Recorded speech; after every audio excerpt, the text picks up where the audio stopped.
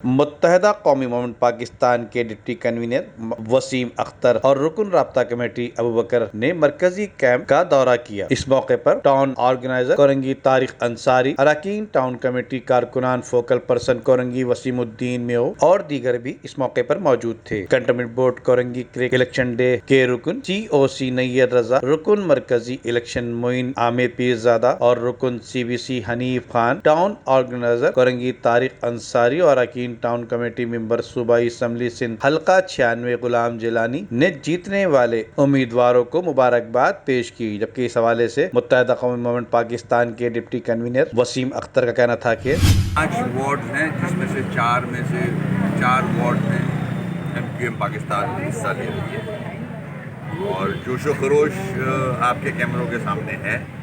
माजी में भी MQM यहाँ से जीती थी और इंशाअल्लाह अवाम घरों से निकल के वतन को वोट डाल रहे हैं।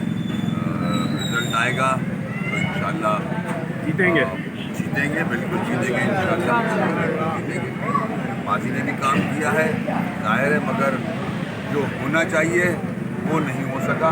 जबकि कंटोनमेंट बोर्ड में जीतने वाले उम्मीदवारों को मुबारकबाद देते हुए सिंध असम्बली के member Ghulam Jilani, Adnan Islam, focal person Korangi Wasimuddin Meo ने 4 वार्ड के पोलिंग इलेक्शन कैंप का दौरा किया। जबकि जीतने वालों में काफी जोशो खरोश भी पाया गया।